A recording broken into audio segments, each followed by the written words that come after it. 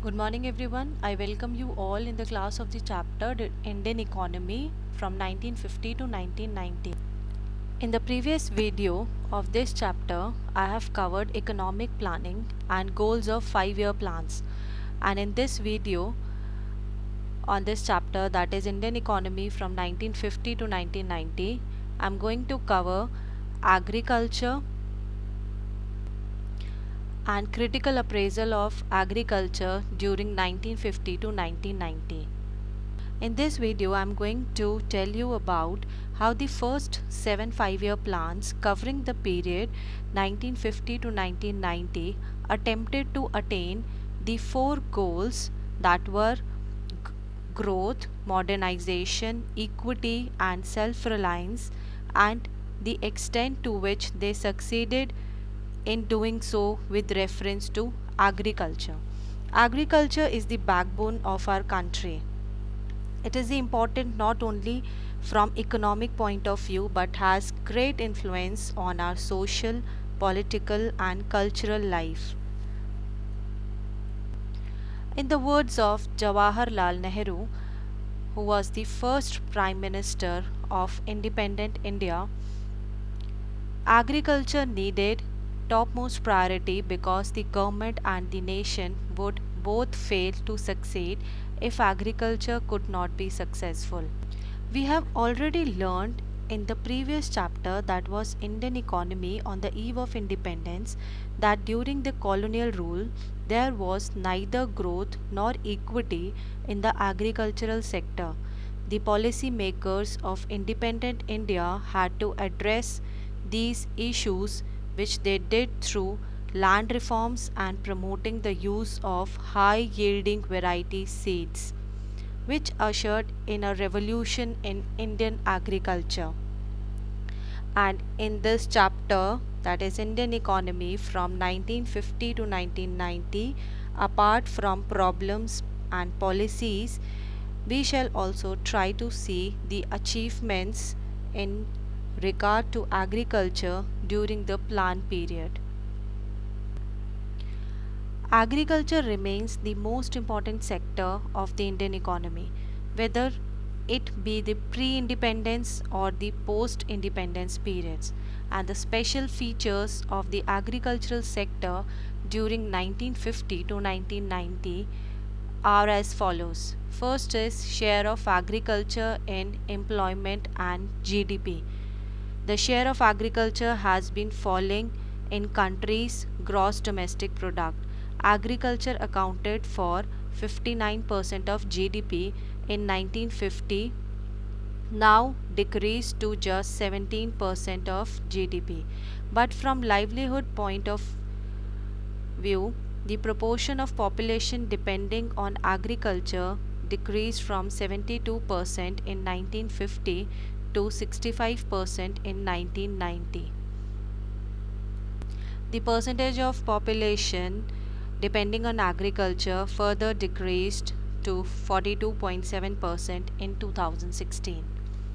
Second feature of agriculture is single largest sector. Agriculture is the biggest sector from the livelihood point of view. It is also the biggest private sector. It is the only occupation which carries no burden of individual income tax. Third is unorganized sector. This is the biggest unorganized sector of the economy. It accounts for more than 90% share in the total unorganized labor force. That is 39.8 crore people are employed in this unorganized sector. Next is disguised and seasonal unemployment. It is this important feature of Indian agriculture which is prevalent, that is disguised and seasonal unemployment. Because of seasonal nature of agricultural activities, a large number of farmers do not get employment for 3 to 4 months in a year, and number of farmers, though working on the field, do not make any additional contribution to production. This kind of unemployment is called disguised unemployment and seasonal unemployment.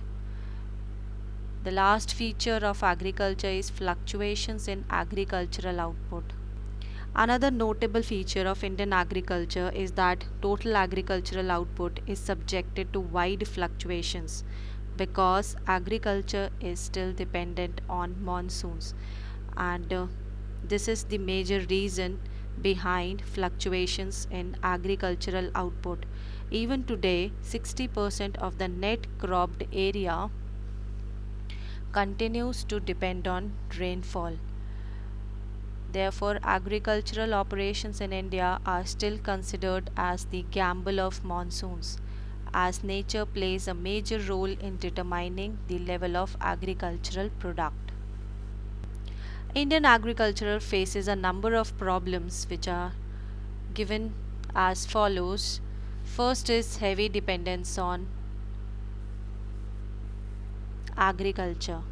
In India, agriculture provides livelihood to a large section of people.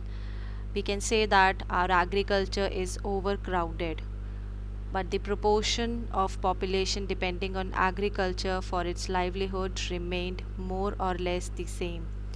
It was 72% in 1950 and it was declined to 67% in 1990. Second problem that is faced in agriculture was dependence on monsoon.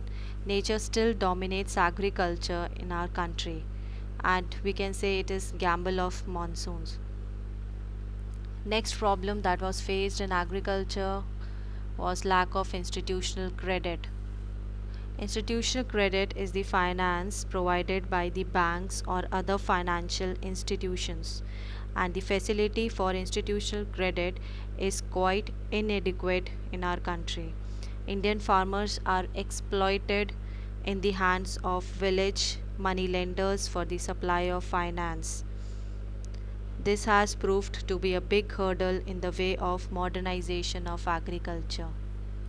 The next problem faced in agriculture was lack of agricultural marketing system. Agricultural marketing system is a highly unorganized, and in the absence of organized marketing facilities, the cultivators are exploited in the hands of middlemen or intermediaries. Most of the cultivators depend on village mahajans for sale of their surplus production. This institutional credit and agricultural marketing system, we are going to study this again in the chapter Rural Development. To address the problem faced by Indian agriculture, various policies and programs have been undertaken during 5-year plans. And these are the agricultural strategy that were adopted for the development of agricultural sector during 1950 to 1990. First is land reforms. At the time of independence, the land tenure system was characterized by intermediaries. They are also known as zamindars, zagidars, and who merely collected rent from the actual tillers of the soil without contributing towards improvement on the farm. The low productivity of the agricultural sector forced India to import food from the United States of America, and equity in agriculture called for land reforms, which primarily referred to change in the ownership of the land holdings. And second strategy was the new agricultural strategy, or it was also known as green revolution. The stagnation in agriculture during the colonial rule was permanently broken by the Green Revolution. This refers to the large increase in production of food grains resulting from the use of high yielding variety seeds, especially for wheat and rice. The use of these seeds required the use of fertilizers and pesticides in the correct quantities as well as regular supply of water. The application of these inputs in correct proportion was very important. So we will discuss about these agricultural strategy that was adopted during 1950 to 1990 in detail. First is land reform. It refers to those institutional reforms which primarily relate to change in ownership of land. Land reforms in India aimed at redistribution of land to make the tillers the owner of the land. And in this there was abolition of intermediaries. Just after independence, steps were taken to abolish intermediaries and to make the tillers the owners of the land. The actual cultivators were made the owners of the land now. Measures for the abolition of zamindari system were adopted in different states. The first act to abolish intermediary was passed in Madras in 1948, and then state after state passed legislation abolishing zamindari rights. The abolition of intermediaries brought some 200 lakh tenants with direct contact with the government. They were free from the exploitation by the zamindars. Next was land ceiling. Land ceiling was another policy measure to promote equity in the agricultural sector. It implies the fixation of the maximum size of land which could be owned by an individual. The purpose of land ceiling was to reduce the concentration of land ownership in few hands. The land ceiling legislation also faced hurdles. The big landlords challenged the legislation in the courts, delaying its implementation.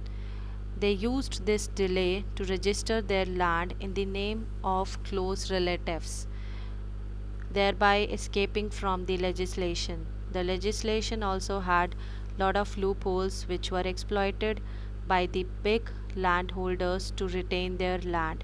Land reforms were successful in Kerala and West Bengal because these states had governments committed to the policy of land to the tiller.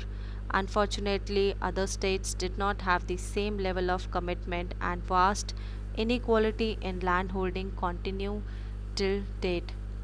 Next was consolidation of land holdings. Measures have also been initiated for the consolidation of holdings. Consolidation of holding actually means giving a particular farmer land at one place in lieu of his different plots of land.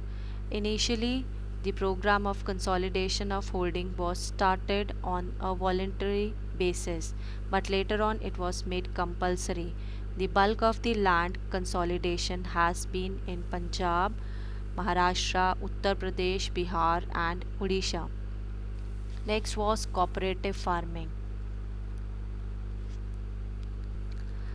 It refers to joint farming by small cultivators, or we can say that small farmers or cultivators pool their land and other resources together for farming, and it encouraged the farmers to reap the benefit of large scale farming. Under this system, farmers cultivate the pooled land as one single holding and distribute the benefits among themselves. About 85% of the land holdings in the country are small and marginal. Cultivation on such small farms cannot be considered profitable.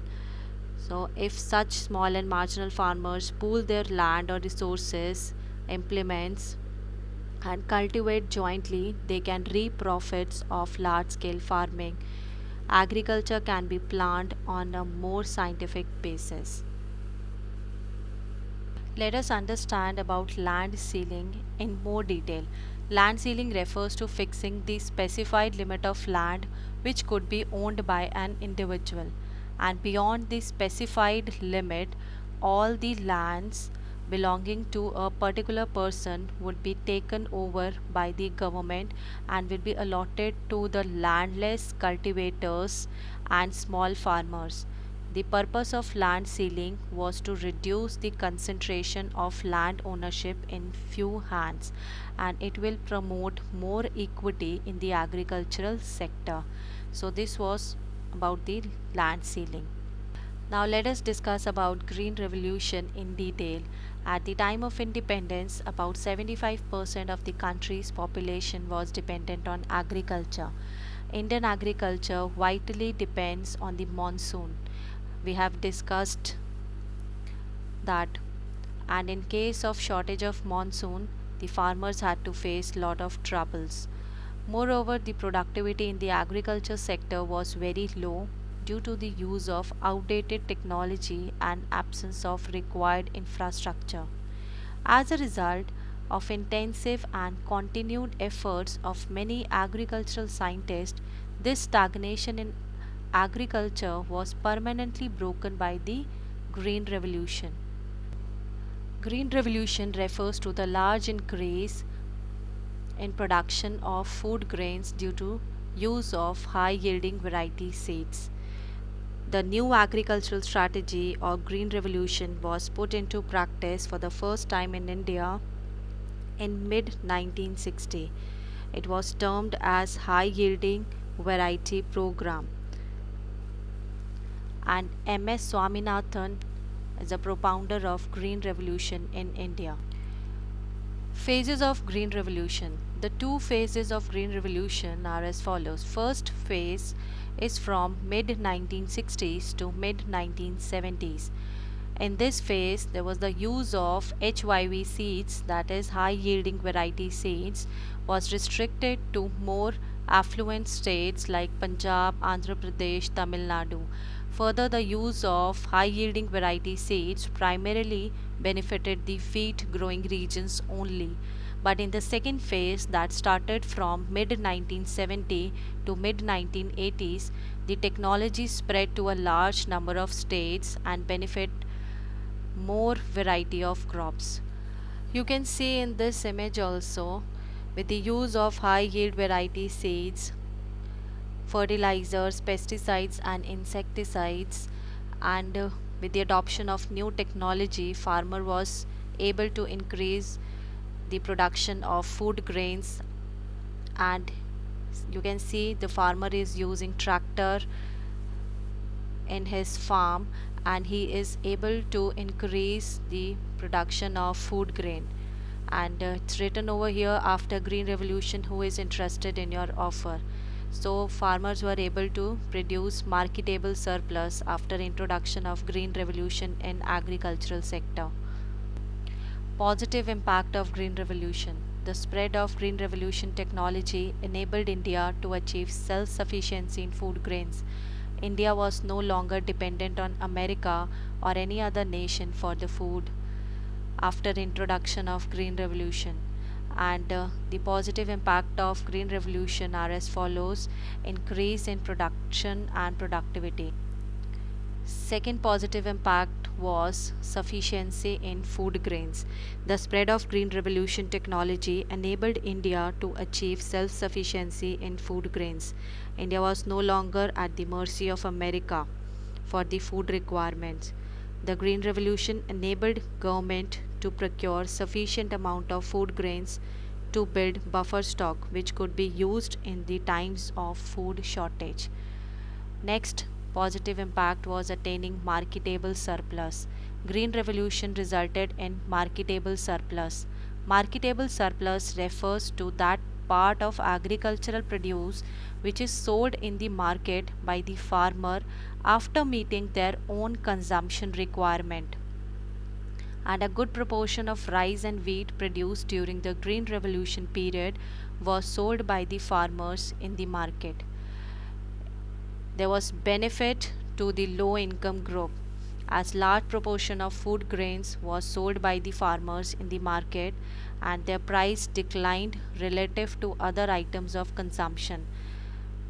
The low income groups who spent a large percentage of their income on food, they were benefited from this decline in relative prices of food grains. Next was increase in employment. Green Revolution solved the problem of seasonal unemployment to great extent because with the possibility of growing more than one crop on a one piece of land, more working hands were needed throughout the year. So there was increase in employment. Changes in farmers' outlook. Commercialization of agriculture has brought a change in farmers' outlook. Farming is no longer regarded merely a source of subsistence. Farmer is not growing only for his self consumption. Now it is taken as a profitable occupation. This has encouraged farmers to gradually shift from subsistence farming to commercial farming. While the nation had immensely benefited from the Green Revolution, the technology involved was not free from risk. There were some limitations of Green Revolution as well. First is limited crop. The effect of Green Revolution is primarily felt on food grains. Although all food grains including wheat, rice, jowar, bajra and maize have gained from the Green Revolution, but it was wheat which has benefited the most. It was confined to limited areas only. Green Revolution has remained restricted only to few states like Punjab, Haryana, Western Uttar Pradesh, Maharashtra and Tamil Nadu. It led to increase in income inequality. Only rich farmers could afford high yielding variety seeds and fertilizers, so they could easily reap benefits of green revolution, and it increases the income inequality in agricultural sector. It leads to ecological degradation also. Green revolution had ecological effects like soil erosion, problem of waterlogging, lowering of groundwater level, soil pollution, loss in soil fertility due to excessive use of fertilizers. So these were the limitations of green revolution.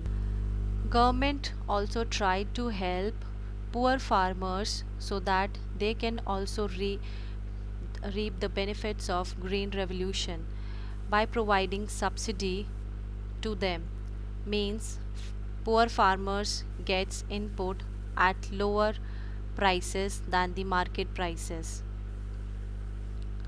The government provided loans at a low interest rate to small farmers and subsidized fertilizers so that small farmers could also have access to the needed inputs. During the initial phases of Green Revolution, new technology was looked upon as being risky by the farmers, particularly small farmers. It was necessary for the government to grant subsidies to provide an incentive for adoption of the new high yielding variety technology. The risk of the small farmers being ruined when pests attack their crops was considerably reduced when government provide subsidies to the small farmer. Here one thing is very important that should be noted, that green revolution would have favored the rich farmers only if the state did not play an extensive role in ensuring that the small farmers also gains from the new technology. There were few economists who were in favor of subsidies, who were saying that government should provide subsidies to the farmers. The government should continue with agricultural subsidies as farming in India continues to be a risky business, as agriculture still dependent on monsoon. Majority of farmers are very poor and they will not be able to afford the required inputs without the subsidies. Eliminating subsidies will increase the income inequality between rich and poor.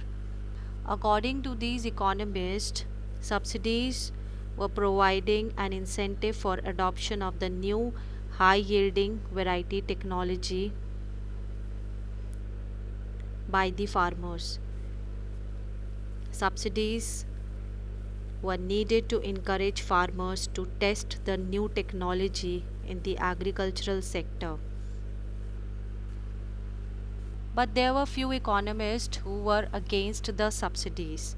They were saying that once the technology is found profitable and is widely adopted, subsidies should be phased out since the purpose has been served. According to the economist, subsidies were granted by the government to provide an incentive for adoption of the new high yield variety technology. So, after the wide acceptance of technology, it should be phased out. These economists were in a view that subsidies do not benefit the poor and small farmers, as the benefit of substantial amount of subsidies go to fertilizer industry and the prosperous or rich farmers, and it will prove a huge burden on the government. Now let us discuss about the critical appraisal of agricultural development during 1950 to 1990. As I've told you in the previous video that first 5-year plan started in 1951, and the main objective of first 5-year plan was to increase agricultural production. So there were few developments in the agricultural sector during this time period, that is 1950 to 1990.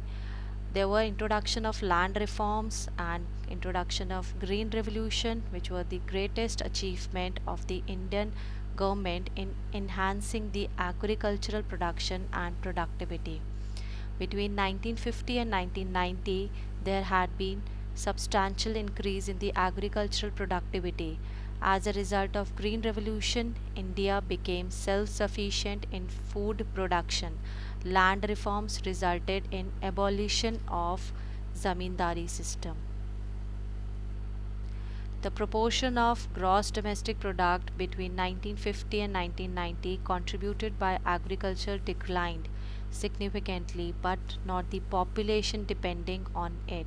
We can say that now also significant amount of population is depending on the agriculture. So this was all about the agricultural development during 1950 to 1990. Thank you.